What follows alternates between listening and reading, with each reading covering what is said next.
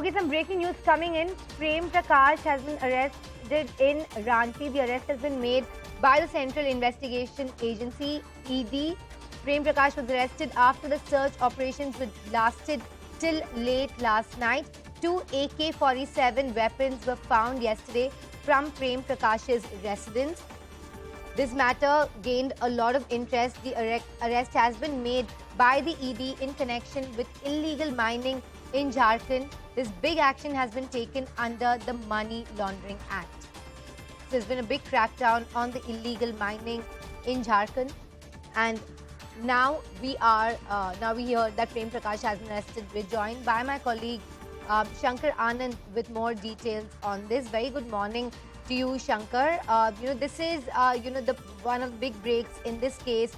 Illegal mining, a big crackdown on it, and also what is the explanation for the two AK-47s that were recovered? निश्चित तौर पर देखिए, झारखंड के लिहाज से ये बहुत बड़ी एक कार्रवाई है और जिस तरह से केंद्रीय जांच एजेंसी ईडी के द्वारा एक बड़ी कार्रवाई को अंजाम देते हुए इलीगल माइनिंग के मामले में आरोपी प्रेम प्रकाश को गिरफ्तार किया गया है।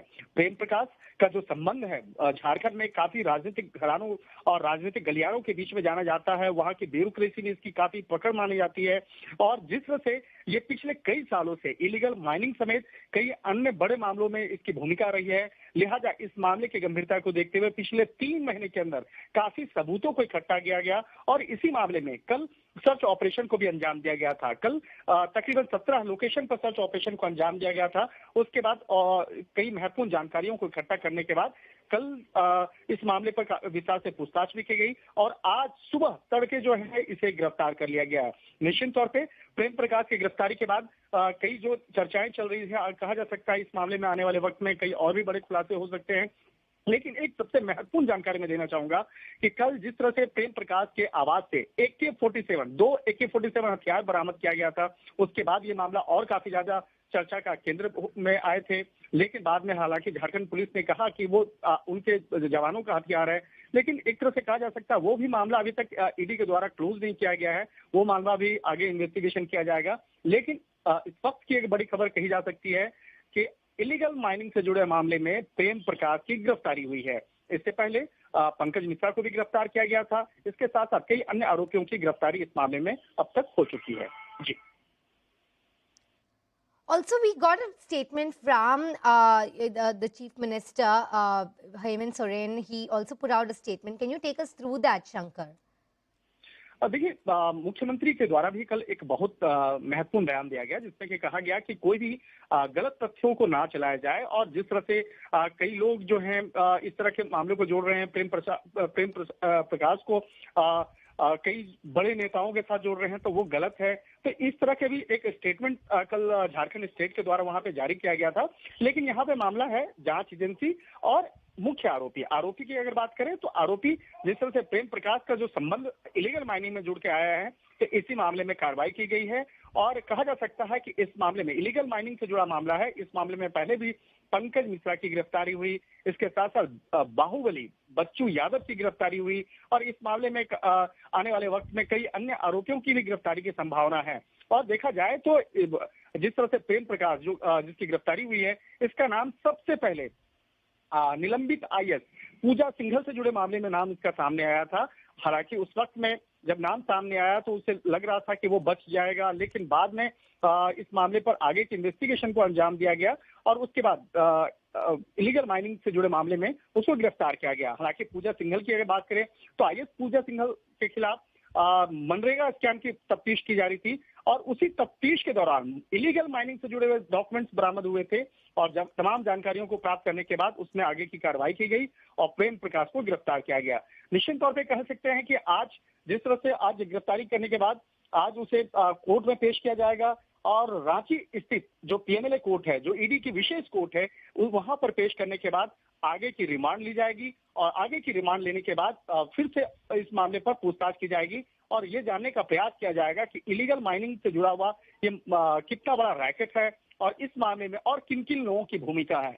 निश्चित तौर पे कहा जा सकता है कि जिस तरह से ये मामला इतना बड़ा है, इलीगल माइनिंग का कारोबार जो झारखंड में कई बड़े बड़े जो पहाड़ हैं उसको काट करके वहां से इलीगल माइनिंग की गई और मनी लॉन्ड्रिंग की गई। तो एक तरह से कह सकते हैं कि मनी लॉन्ड्रिंग एक्ट के तहत इस मामले में कार्रवाई करते हुए प्रेम प्रकाश को गिरफ्तार किया गया और ये वही प्रेम प्रकाश है जिसके आवाज से कल 2 AK-47 हथियार और उसके साथ साथ आर्म्स भी बरामद किया गया था। हालांकि उस मामले पर आगे की तफ्तीश में ईडी क्या इस मामले को आगे NIA या किसी अन्य एजेंसी को आगे लिखेगी या खुद ही इन्वेस्टिगेशन करेगी, इस मामले में बाद में फैसला लिया जाएगा। लेकिन इस वक्त में कहा जा सकता है कि इलीगल माइनिंग से जुड़े मामले में एक बहुत बड़ी कार्रवाई को अंजाम देते हुए जांच एजेंसी ईडी के द्वारा प्रेम प्रकाश को गिरफ्तार कर लिया गया है। जी शंकर, हैरानी की बात यह है कि Vinod Kumar, officer in charge Argora police station, ने कहा है कि ये जो AK-47 है ये हमारे जवान्स के हैं, ये जो गन्स हैं वो जवान्स के हैं। तो इनके हाथ में कैसे आए? ये प्रेम प्रकाश के अलमीरा में पाए गए थे, तो हमारे जवानों के AK-47 इनके हाथ में कैसे आए? यही इस मामले पर इन्वेस्टिगेशन का मुख्य सवाल है। देखिए, अगर किसी जवान का है, किसी पुलिस जवान का अगर हथियार है, तो वो अपने लाइसेंसी पिस्टल को, अपने सिर्फ सर्विस गन को कहीं दूसरे के पास नहीं छोड़ सकता है। प्रेम प्रकाश की अगर बात करें, प्रेम प्रकाश एक प्राइवेट शख्स है और उसको उसके घर में किस तरह से बकायदा उस आर्म्स को छोड़ा गया, ये अपने आप में सवाल है। और इसी मामले की जानकारी मिलने के बाद तत्काल झारखंड पुलिस के द्वारा उस 2 सिपाही को वहां पर सस्पेंड कर दिया गया। लेकिन सस्पेंड कर देना ही बहुत बड़ी बात नहीं होगी, इस मामले में आगे इन्वेस्टिगेशन करना होगा, क्योंकि AK-47 जैसा हथियार ये काफी आधुनिक माना जाता है। ये आम लोगों के पास नहीं होता है। ये पुलिस के जवान, जो पैरामिलिट्री के जवान होते हैं, उसके पास ये एक AK-47 का हथियार होता है। और इसके साथ साथ काफी मात्रा में जो कारतूस जिस तरह से बकायदा उसके प्रेम प्रकाश के घर में बरामद हुआ, तो ये अपने आप में एक बहुत बड़ी लापरवाही के साथ साथ एक कई ऐसे सवाल को भी खड़ा करती है कि किस तरह से झारखंड पुलिस के जवानों का हथियार एक प्राइवेट आदमी के घर में मिलता है, और वो भी प्राइवेट आदमी जिसके खिलाफ जांच एजेंसी इन्वेस्टिगेशन कर रही है। पिछले 3 महीना पहले भी प्रेम प्रकाश जांच एजेंसी के रडार पर आए थे, जब पहली बार मनरेगा स्कैम से जुड़े मामले में उसके आवास पर सर्च ऑपरेशन को अंजाम दिया गया था। उस वक्त में प्रेम प्रकाश को बुलाया गया था और पूछताछ की गई थी। लेकिन उस वक्त में प्रेम प्रकाश को ऐसा लग रहा था कि वो जांच एजेंसी बच चुका है, लेकिन वो इसे इस बात का इल्म नहीं था, ज्ञान नहीं था कि वो जांच एजेंसी के रडार पर है। और इसी मामले की गंभीरता को देखते हुए पिछले 3 महीने के दौरान कई आरोपियों से इस मामले में पूछताछ किया गया, कई लोगों की गिरफ्तारी हुई और कई जो सरकारी अधिकारी हैं उनसे पूछताछ करने के बाद जो तमाम सबूतों और गवाहों के आधार पर प्रेम प्रकाश को गिरफ्तार किया गया। आज सुबह में इसकी गिरफ्तारी हुई है और प्रेम प्रकाश अभी रांची स्थित जो ईडी के दफ्तर हैं, ईडी के दफ्तर में ही रखा गया है और वहां पर विस्तार से पूछताछ चल रही है। तो कहा जा सकता है कि जिस तरह से प्रेम प्रकाश का जो संबंध है, उसका जो कनेक्शन है, एक बड़े स्तर पे झारखंड में माना जाता है। और सिर्फ अभी तो एक स्कैम में उसका नाम सामने आया है, इलीगल माइनिंग स्कैम में उसका नाम सामने आया है। इस मामले में हमारे सूत्र ये भी बताते हैं कि प्रेम प्रकाश का संबंध कई अन्य दूसरे मामलों में भी है। कई ऐसे बड़े बड़े स्कैम में भी उसकी भूमिका और संदिग्धता जो है वो नजर आ रही है। और जैसे जैसे इस मामले में तफ्तीश का दायरा आगे बढ़ता जाएगा, हो सकता है कि आने वाले वक्त में कुछ और भी बड़ा खुलासा किया जा सकता है और इसके साथ साथ इस मामले में कुछ अन्य आरोपियों की भी गिरफ्तारी की जा सकती है।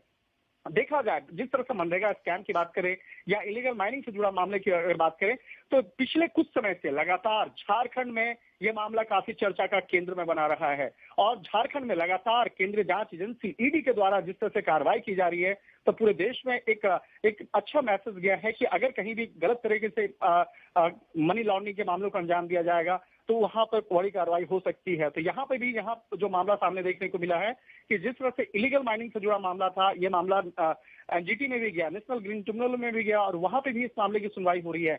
और झारखंड के अंदर में देखा जाए कि फॉरेस्ट एरिया जो है, और खासतौर पर जो कई ऐसे जो पहाड़ हैं, करीब 3 से 4 पहाड़ वहां से हटा दिए गए, उसको काट दिया गया, उसकी जानकारी भी आज तक किसी को नहीं मिल पा रही है।